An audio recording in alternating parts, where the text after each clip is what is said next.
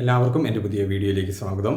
ഈ വീഡിയോയിൽ ഞാൻ പറയാൻ ഉദ്ദേശിക്കുന്ന കാര്യം +2 കഴിഞ്ഞ് നിരവധി മാതാപിതാക്കളും കുട്ടികളും ആശങ്കപ്പെടുന്ന ഒരു കാര്യമാണ് വിദേശ പഠനം വേണോ വേണ്ടയോ എന്നുള്ളത്. അതിന് സഹായകമാകുന്ന ചില കാര്യങ്ങളാണ് ഞാൻ പറയുന്നത്. നമുക്കറിയാം, കേരളത്തിൽ നിന്ന് അനവധി കുട്ടികൾ നല്ല വിജയം നേടിയവരുണ്ട്.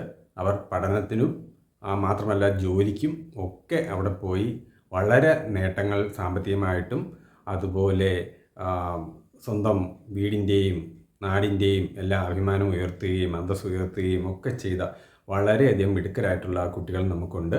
പക്ഷേ എന്നിരുന്നാലും ചെറിയൊരു ശതമാനം കുട്ടികൾ ഇതിൽ നിന്നെല്ലാം മാറിപ്പോകുന്നുണ്ട്. അതുകൊണ്ടാണ് ചില തരം വാണിംഗ് ഇവിടെ പറയേണ്ടതായിട്ട് വരുന്നത്. ഒന്നാമത്തെ കാര്യം, നിങ്ങൾ ഒരു കോഴ്സ് ചെയ്യുമ്പോൾ അത് ഡിപ്ലോമ കോഴ്സോ അല്ലെങ്കിൽ സർട്ടിഫിക്കറ്റ് കോഴ്സോ ഒന്നും ചെയ്യരുത്. നല്ല ഒരു കോഴ്സ്, നല്ല ജോലി സാധ്യതയുള്ള നേഴ്സിംഗ് പോലെയോ അല്ലെങ്കിൽ ഹോസ്പിറ്റലുമായിട്ട് ബന്ധപ്പെട്ട ജോലികളോ അങ്ങനെയൊക്കെയുള്ള ജോലികളാണെങ്കിൽ കിട്ടാൻ എളുപ്പമുണ്ട്. വിദേശ കമ്പനികളിൽ നിന്ന് വരെ പലതരം ജോലിക്കാരെ പിരിച്ചുവിടുന്ന ഒരു കാലമാണിത്. കാരണം ആർട്ടിഫിഷ്യൽ ഇൻ്റലിജൻസും റോബോട്ടിക്സൊക്കെ വന്നതോടുകൂടി മനുഷ്യൻ്റെ പ്രയത്നം വളരെ കുറഞ്ഞിരിക്കുകയാണ്.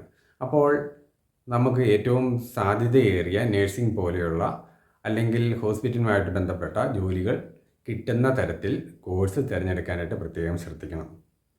അപ്പോൾ നിങ്ങളൊരു ഡിഗ്രി കോഴ്സോ അല്ലെങ്കിൽ അതുപോലെയുള്ളൊരു നല്ല കോഴ്സോ തിരഞ്ഞെടുക്കണം.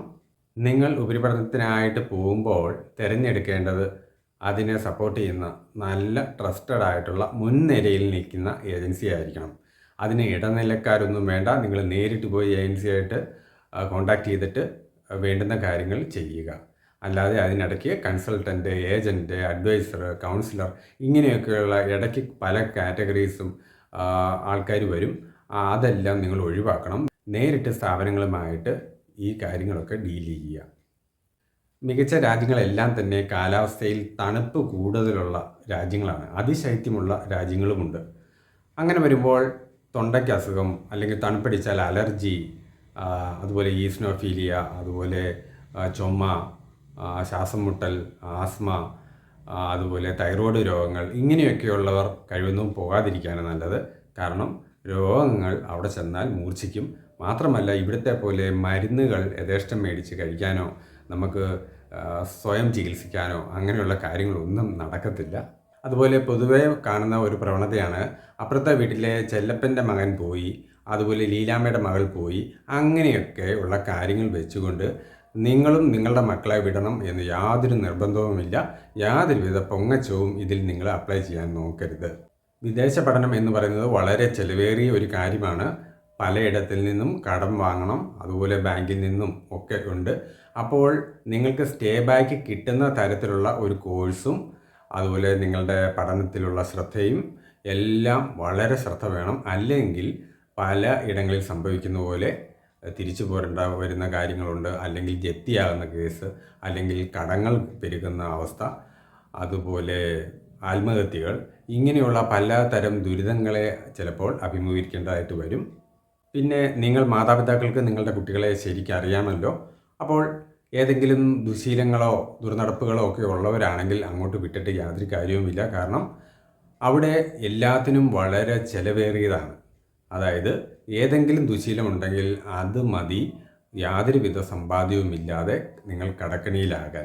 കാരണം അവിടെ കിട്ടുന്ന ശമ്പളത്തിൻ്റെ മൂല്യം എന്ന് പറയുന്നത് അവിടെ ചെലവഴിക്കുമ്പോൾ അത് കാര്യമായി യാതൊന്നുമല്ല. അതേസമയം ഇവിടെ നമ്മുടെ നാട്ടിലേക്ക് എക്സ്ചേഞ്ച് വരുമ്പോൾ ആ എക്സ്ചേഞ്ച് റേറ്റ് വെച്ച് നോക്കുമ്പോൾ നമുക്ക് ഇവിടെ നാട്ടിലൊരു കാര്യം നടത്താൻ അത് ധാരാളം മതിയാകും. പക്ഷേ അവിടെ ജീവിച്ചു പോകാനായിട്ടുള്ള കാര്യങ്ങളാണ് ആ റേറ്റിലാണ് ആ ഗവൺമെൻറ്റുകളെല്ലാം കൊടുക്കുന്നത്. +2 കഴിഞ്ഞ് പോകുമ്പോഴേക്കും ആ പ്രായം അതാണ്. വലിയ ഒരു മെച്യൂരിറ്റി വന്നിട്ടില്ല. വൈകാരിക അസംതുലനമൊക്കെ അവിടെ വരും. ഹോർമോണൽ ചേഞ്ചൊക്കെ വരും. അപ്പോൾ അതുകൊണ്ട് തന്നെ ഒരു സ്ഥിരമായിട്ടുള്ളൊരു സ്വഭാവമോ അല്ലെങ്കിൽ വ്യക്തമായിട്ട് ഏതാണ് തെറ്റ് ഏതാണ് ശരി എന്നൊക്കെ അറിയാൻ വയ്യായ്ക കൊണ്ടും അങ്ങനെ ആ പ്രായത്തിൻ്റെ ഒരു ചോരതളപ്പ് കൊണ്ടും പലതരം തെറ്റുകളിലേക്കൊക്കെ പോകുന്നുണ്ട്, ദുശീലങ്ങളിലേക്കൊക്കെ പോകുന്നത് വിദേശ രാജ്യങ്ങളിൽ നിത്യസംഭവമാണ്. അതുകൊണ്ട് തന്നെ കൊഹാബിറ്റേഷൻ, ലിവിങ് ടുഗദർ എന്നൊക്കെ പറയുന്ന ദുശീലങ്ങൾ അങ്ങനെ കുടുംബത്തിന് ഭാവിയിൽ മൂല്യച്യുതി വരുന്ന രീതിയിലുള്ള പലതരം പ്രശ്നങ്ങളും ഉണ്ടാക്കിയേക്കാം. പിന്നെ മറ്റൊരു കാര്യമുള്ളത്, ധാരാളം പണമുള്ളവർ പോലും അവരുടെ കുട്ടികൾ വിദേശത്തേക്ക് പോകുന്നുണ്ട്. അതെന്തിനാണെന്ന് വെച്ച് കഴിഞ്ഞാൽ പലരും പറയുന്ന ഒരു വാചകമാണ്, ഫ്രീഡം വേണം. അതായത് ഈ രാജ്യത്തിൻ്റെ ഫ്രീഡം ഒന്നും പോരാ, വിദേശ രാജ്യങ്ങളിലെ ഫ്രീഡം തന്നെ വേണം.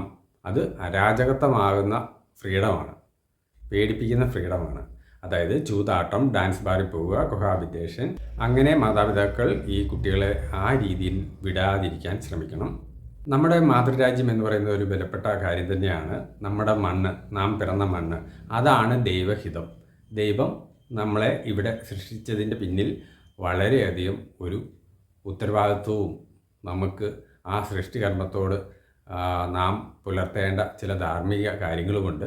അല്ലാതെ നമ്മുടെ നാട്ടിനെ ചീത്തയാണെന്ന് പറഞ്ഞ് അത് വിട്ടെറിഞ്ഞ് പോവുക എന്ന് പറയുമ്പോൾ അതിനകത്തൊരു മൂല്യച്യുതിയുണ്ട്. പക്ഷേ സാഹചര്യം അങ്ങനെയാണ് എന്ന് ഉണ്ടെങ്കിൽ, വളരെയധികം ബുദ്ധിമുട്ടുകളും പ്രശ്നങ്ങളും വരുന്നെങ്കിൽ അവിടേക്ക് പോവുക എന്നുള്ളത് മാത്രമേ വഴിയുള്ളൂ. നമുക്കറിയാം, ലോകത്തിലെ ഏറ്റവും മികച്ച ഒരു 100 യൂണിവേഴ്സിറ്റികൾ എടുത്തു കഴിഞ്ഞാൽ അത് മുഴുവനും തന്നെ വിദേശ രാജ്യങ്ങളിലായിരിക്കും. പ്രധാനമായിട്ടും US-ഉം UK-യും ഓസ്ട്രേലിയയും ഫ്രാൻസും അതുപോലെ ജർമ്മനിയും കാനഡയും ഇങ്ങനെയൊക്കെയുള്ള രാജ്യങ്ങളാണ്. അപ്പോൾ ഒരു പ്രധാന കാര്യമുള്ളത്, മികച്ച പഠനം, അക്കാഡമിക് കരിയർ ഏറ്റവും ഉയർന്ന രീതിയിൽ ഗവേഷകനാകാനും അതുപോലെ വലിയ വലിയ നേട്ടങ്ങൾ പഠനത്തിലൂടെയും ഗവേഷണത്തിലൂടെയും ഉണ്ടാക്കണം എന്നുള്ളവർ തീർച്ചയായിട്ടും പോയേ മതിയാവൂ. വിദേശത്ത് ഇപ്പോൾ സെറ്റിലായിട്ടുള്ള മലയാളി കുടുംബങ്ങളെ അലട്ടുന്ന ഒരു പ്രശ്നമാണ് കുട്ടികളെ നിയന്ത്രിക്കാൻ പറ്റാത്ത ഒരു അവസ്ഥ. കാരണം അവരുടെ പഠിച്ചു വരുന്ന സമയത്ത് അവർ കൂടുതലായിട്ടും ഇടപഴകുന്നത് ആ പാശ്ചാത്യ സംസ്കാരമുള്ള ആ കുട്ടികളുമായിട്ടാണ്. അപ്പോൾ അതുകൊണ്ട് അവർക്ക് വലിയ കമ്മിറ്റ്മെൻ്റ് ഒന്നും വീടിനോടില്ല, മാതാപിതാക്കളോടില്ല. അതേ രീതിയിൽ തന്നെ മലയാളി കുട്ടികളും ക്രമേണ ആ രീതിയിലേക്ക് പോകുന്നുണ്ട്. അപ്പോൾ അതുകൊണ്ട് കുടുംബങ്ങളിലെ മൂല്യച്യുതി അതൊരു വലിയ പ്രശ്നമാണ്. അത് ഭാവിയിൽ വേർപിരിയലും വിവാഹമോചനവും അതുപോലെ ജീവിതത്തിലെ പലതരം പ്രശ്നങ്ങളെയും അഭിമുഖീകരിക്കേണ്ടതായിട്ട് വന്നേക്കാം. അത് നിങ്ങളൊന്ന് ഓർത്തിരിക്കണം. അതുപോലെ നിങ്ങൾ ഇപ്പോൾ വിദേശത്തേക്ക് അയക്കുന്ന കുട്ടികൾ, അവർ സാധാരണയായിട്ട് ഒരിക്കലും തിരിച്ചു വരില്ല എന്നുള്ള ഒരു മൈൻഡ് സെറ്റിൽ തന്നെയാണ് ജീവിക്കുക. അവിടെ പഠനം കഴിഞ്ഞു, അവിടെ ജോലിയായി, പിന്നെ ഒരുപാട് വർഷം കൂടുമ്പോൾ അവധിക്ക് വന്നാലായി. മാതാപിതാക്കൾക്ക് പ്രായമാകുമ്പോൾ വലിയ തിരിച്ചടിയാണ് വരുന്നത്. കാരണം നമ്മൾ നിത്യവും കാണുന്നതാണ്, മിക്ക ആശുപത്രികളിലും മറ്റും മാതാപിതാക്കളെ കൊണ്ടുവരുന്നത് ആ വീട്ടിലെ സെർവൻസൊക്കെയാണ്. അവരൊക്കെ വഴിപാട് പോലെ കൊണ്ടുവരുന്നു, പോകുന്നു.